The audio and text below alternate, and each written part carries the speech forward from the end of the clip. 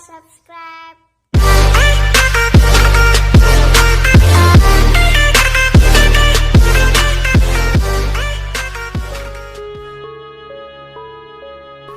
Babat Tanah Madura. Diceritakan bahwa pada zaman purba ada suatu negara yang bernama Negara Medang Kamulan, yang di dalamnya terdapat sebuah keraton yang bernama Giling Wesi. Rajanya bernama Sang Hyang Tunggal. Raja tersebut mempunyai seorang putri yang masih gadis. Pada suatu hari, putri tersebut bermimpi kemasukan rembulan dari mulutnya, kemudian masuk ke dalam perutnya dan tidak keluar lagi. Setelah beberapa bulan setelah kejadian itu, putri tersebut menjadi hamil dan tidak ketahuan siapa ayah dari calon bayi tersebut.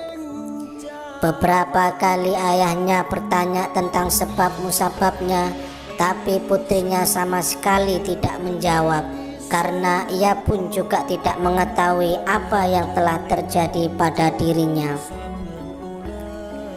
Raja tadi amat marah dan memanggil patihnya yang bernama Pranggulang.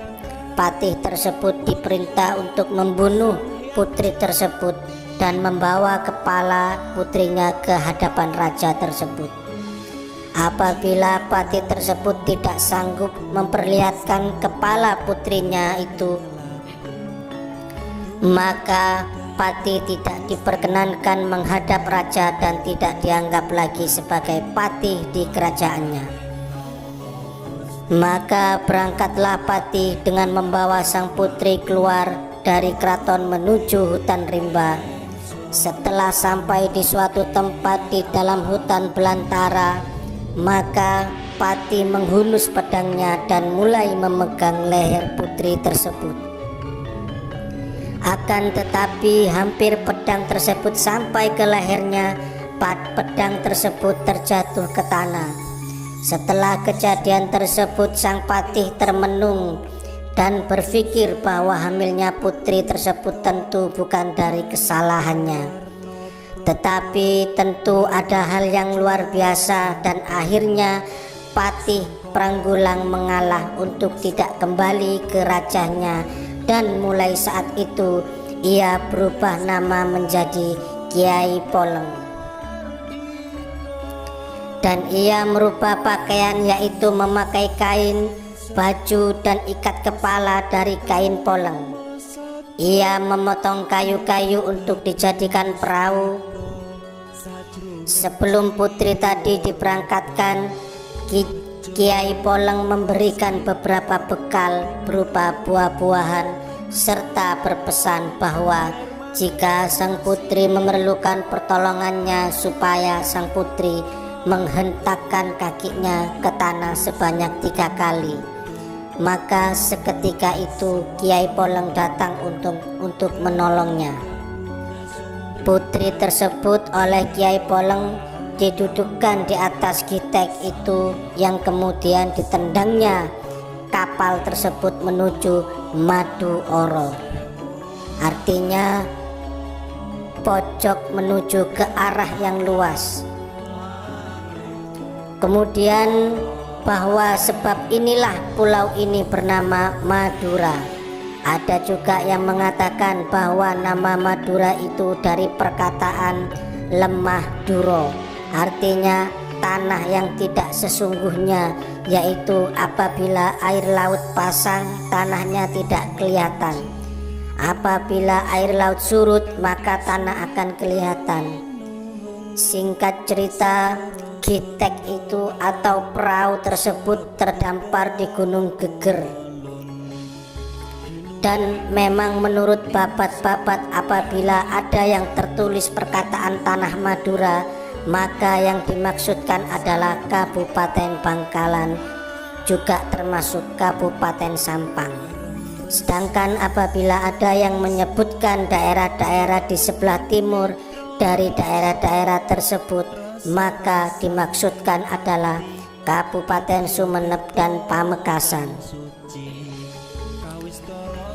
Pada suatu ketika perut sang putri mulai terasa sakit, seolah akan menemui ajalnya. Di situ ia menghentakkan kakinya ke tanah 3 kali guna meminta pertolongan Kiai Poleng. Maka seketika itu Kiai Poleng datang, dan ia pun tahu bahwa sang putri akan segera melahirkan. Tidak lama kemudian lahirlah seorang anak laki-laki yang roman, mukanya amat bagus, yang kemudian diberi nama Raden Segoro. Keluarga itu menjadi penduduk pertama di Madura. Setelah itu Kiai Poleng menghilang lagi, tetapi ia sering datang mengunjungi sang putri dengan membawa makanan atau buah-buahan. Diceritakan bahwa perahu-perahu orang dagang yang berlayar dari beberapa kepulauan di Indonesia, apabila pada waktu malam hari melalui lautan dekat tempatnya Raden Segoro tersebut, maka mereka melihat cahaya yang terang seolah-olah cahaya rembulan. Maka mereka akan berhenti untuk berlabuh di tempat itu, yaitu Geger Madura, dan akan membuat selamatan makan minum di situ serta memberi hadiah kepada yang bersahaja di situ. Setelah berumur 2 tahun, Raden Segoro sering bermain-main di tepi lautan, dan pada suatu hari dari arah lautan datanglah 2 ekor naga yang amat besarnya mendekati. Dengan ketakutan, maka Raden Segoro berlari sambil menangis dan menceritakan kejadian tersebut kepada ibunya. Merasa khawatir takut anaknya dimakan ular naga tersebut, maka ibunya memanggil Kiai Poleng, dan seketika itu Kiai Poleng datang menemui si ibu. Maka si ibu menceritakan kejadian yang menimpa putranya tersebut. Kemudian Kiai Poleng mengajak Raden Segoro bermain-main di tepi laut. Tidak beberapa lama datanglah 2 ekor naga raksasa itu.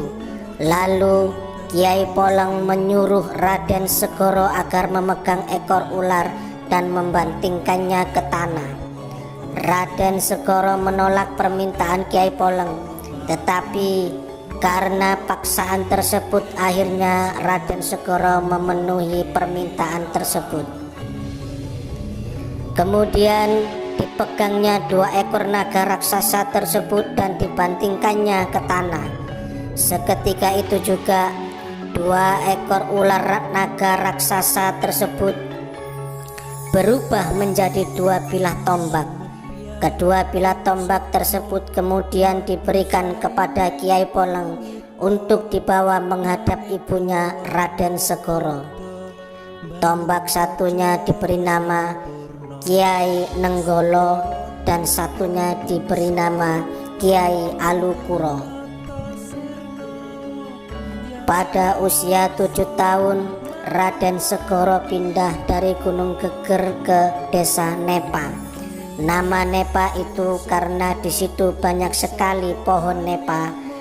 Pohon Nepa atau bunyok yaitu pohon sejenis kelapa, tapi lebih kecil dan tidak besar seperti halnya pohon kelapa.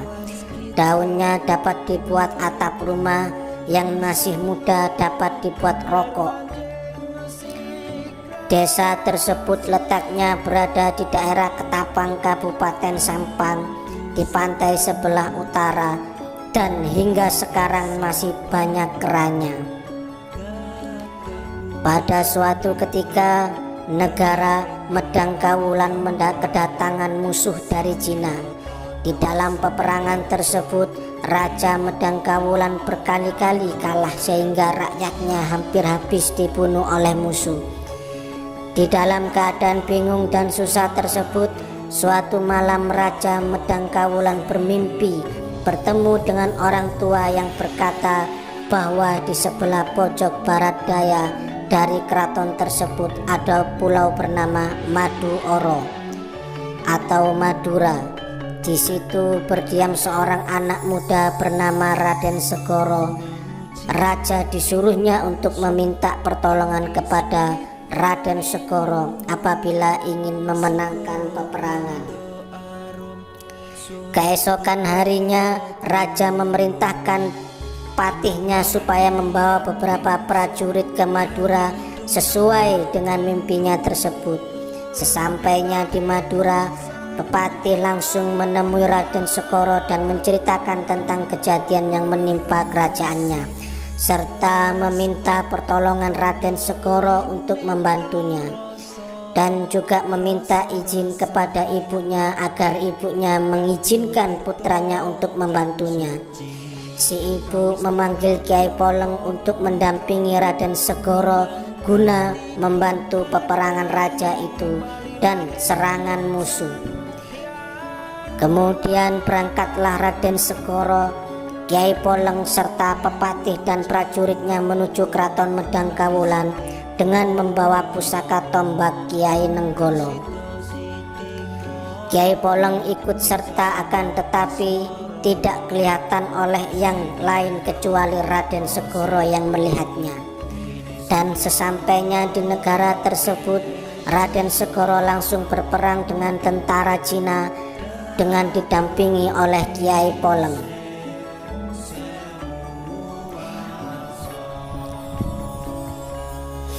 Pusaka Kiai Nenggolo hanya ditujukan ke arah tempat sarang-sarang musuh, maka banyak musuh yang mati karena mendadak menderita sakit, dan tidak lama kemudian semua musuh lari meninggalkan negara Medang Kawulan.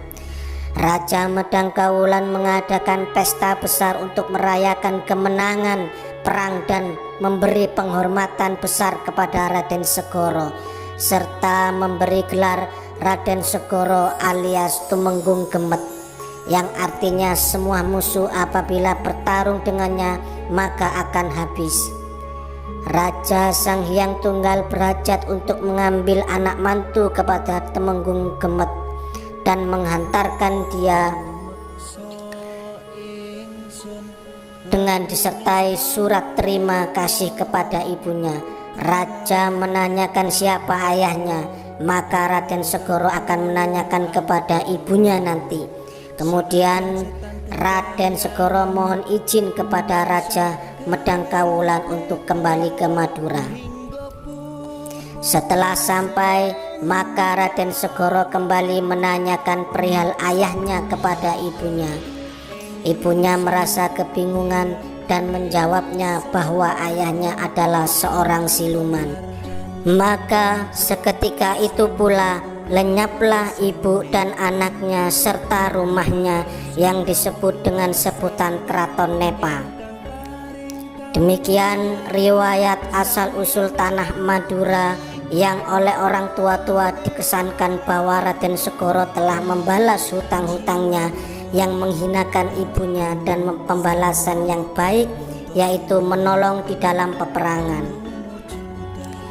Bahwa di kemudian hari Kiai Nenggolo dan Kiai Alukoro oleh Raden Segoro diberikan kepada Pangeran Demong Plakaran atau Kiai Demong, Bupati Arosbaya Bangkalan, dan mulai saat itu kedua bilah tombak tersebut yaitu Kiai Nenggolo dan Kiai Alukoro menjadi senjata pusaka Bangkalan. Itulah riwayat asal-usul tanah Madura. Terima kasih.